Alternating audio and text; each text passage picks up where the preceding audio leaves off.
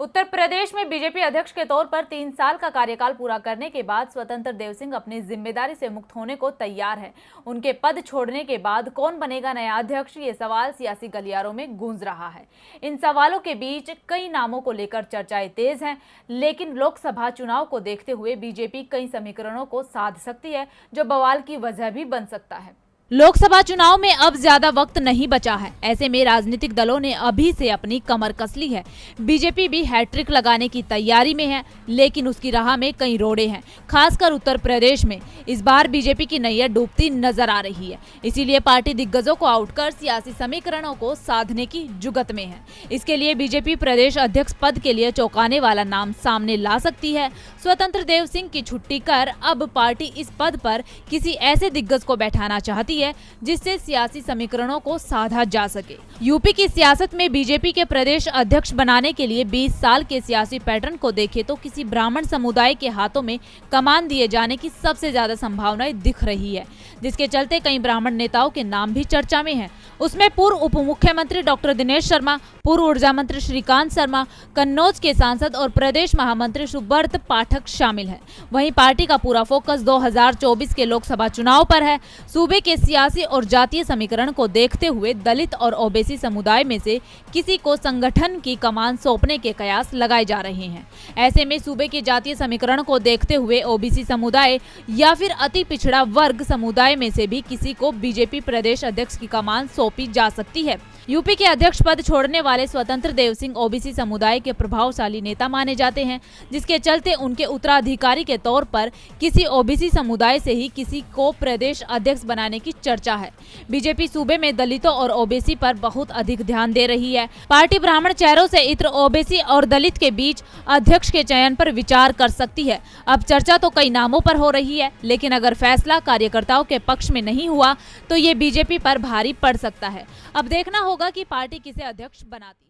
Monsoon सत्र में सांसदों का निलंबन बदसूरत जारी है, जिससे विपक्ष के सांसदों का गुस्सा बढ़ता ही जा रहा है। ऐसे में जहां विपक्ष सदन के बाहर धरने पर बैठे हैं, तो वहीं अब विपक्ष ने एकजुट होकर मोदी सरकार की मुश्किलें बढ़ाने की नई रणनीति भी बना ली है, जिसका असर 2024 में पड़ सकता है।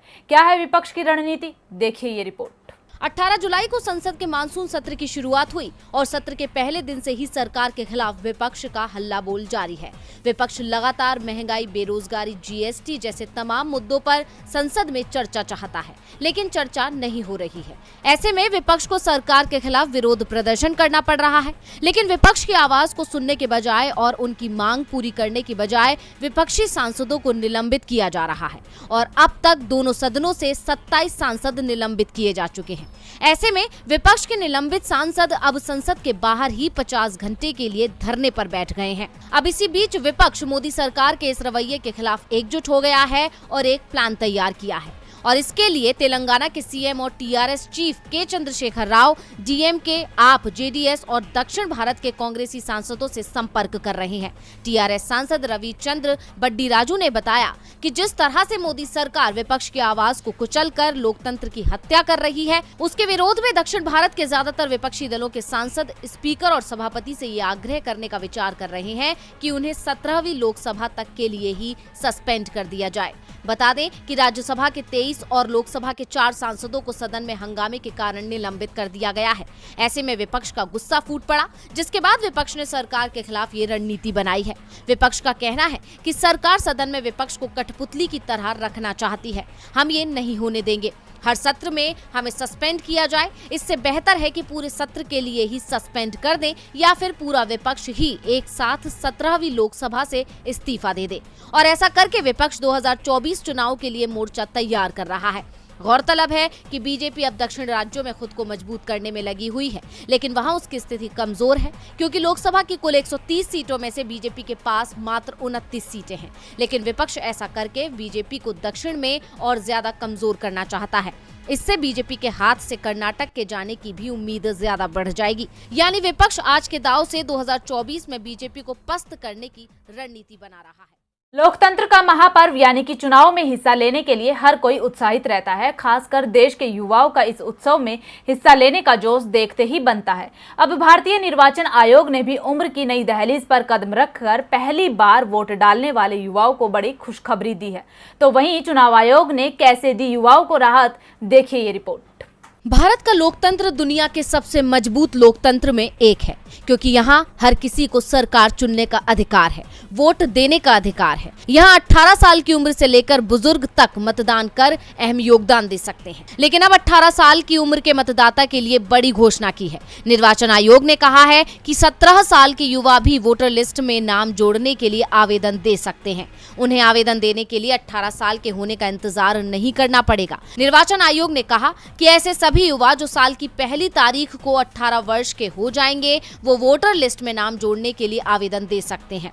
मुख्य निर्वाचन आयुक्त राजीव कुमार और निर्वाचन आयुक्त अनूप चंद्र पांडे ने सभी राज्यों के सीईओ, ईआरओ और एईआरओ को ये निर्देश दिया है कि वो ये सुविधा देने के लिए तकनीकी इंतजाम सुनिश्चित करने में जुट जाएं, ताकि युवा 18 वर्ष की उम्र पूरा होने के पहले ही वोटर लिस्ट में नाम जोड़ने के लिए आवेदन दे सकें। ऐसे में अब भारत निर्वाचन आयोग के इस निर्णय से युवाओं को वोटर लिस्ट में नाम जुड़वाने के लिए 18 वर्ष पूरा होने का इंतजार नहीं करना पड़ेगा। रजिस्ट्रेशन होने के बाद युवाओं को एक चुनावी फोटो पहचान पत्र जारी किया जाएगा। वोटर लिस्ट 2023 के लिए इस समय संशोधन किया जा रहा है। कोई भी नागरिक जो 1 अप्रैल, 1 जुलाई और 1 अक्टूबर 2023 तक 18 साल का हो रहा है, वो भी मतदाता के रूप में पंजीकरण के लिए एक अग्रिम आवेदन पत्र प्रकाशन की अंतिम तारीख से पहले जमा कर सकता है। चुनाव आयोग की इस खुशखबरी के बाद देश में वोटर्स की संख्या बढ़ जाएगी और लोकतंत्र को मजबूती मिलेगी। समाजवादी पार्टी के अध्यक्ष अखिलेश यादव और सुबह सपा चीफ ओपी राजभर के बीच गठबंधन टूट चुका है। इसके साथ ही अब दोनों ही ओर से एक दूसरे पर हमले तेज हो गए हैं। राजभर तो लगातार अखिलेश के खिलाफ बयान देते रहे हैं, लेकिन इस बार निशाना साधा है सपा प्रमुख अखिलेश यादव ने। तो क्या कहा है अखिलेश ने, देखिए ये रिपोर्ट। सुहेलदेव भारतीय समाज पार्टी से किनारा करने के बाद अब सपा चीफ अखिलेश यादव खुलकर सुभाषपा प्रमुख ओम प्रकाश राजभर पर निशाना साध रहे हैं। राजभर को संकेतों में बीजेपी का करीबी बताते हुए अखिलेश यादव ने कहा कि राजभर तो यहाँ पर है, लेकिन उनके अंदर आत्मा किसी और की है। इसीलिए जैसे गांव देहात में झाड़ू फूंक होता है, उसी तरह से राजभर को भी झाड़ू फूंक कराना चाहिए। इसके साथ ही अखिलेश ने कहा कि राजभर किस तरह के नेता है सभी लोग जानते हैं, इसीलिए उनको लेकर मैं ज्यादा कुछ नहीं बोलूंगा। दरअसल ओपी राजभर विधानसभा चुनाव के बाद से ही सपा चीफ पर निशाना साध रहे थे। वो सपा के खिलाफ लगातार बोल रहे थे, लेकिन बीजेपी और योगी सरकार की तारीफ कर रहे थे, जिसके बाद सपा ने एक चिट्ठी जारी करके ओम प्रकाश राजभर को कहीं और चले जाने का विकल्प दे दिया था। इस चिट्ठी को लेकर राजभर ने कहा था कि हमें तलाक मंजूर है। ओपी राजभर के बेटे ने भी कहा था कि समाजवादी पार्टी और अखिलेश यादव का धन्यवाद, फिर मिलेंगे चलते चलते। वहीं प्रसपा प्रमुख शिवपाल यादव को लेकर भी सपा ने कहा था कि शिवपाल कहीं भी जाने के लिए स्वतंत्र है। अगर आपको लगता है कि कहीं ज्यादा सम्मान मिलेगा तो वहां जाने के लिए आप स्वतंत्र।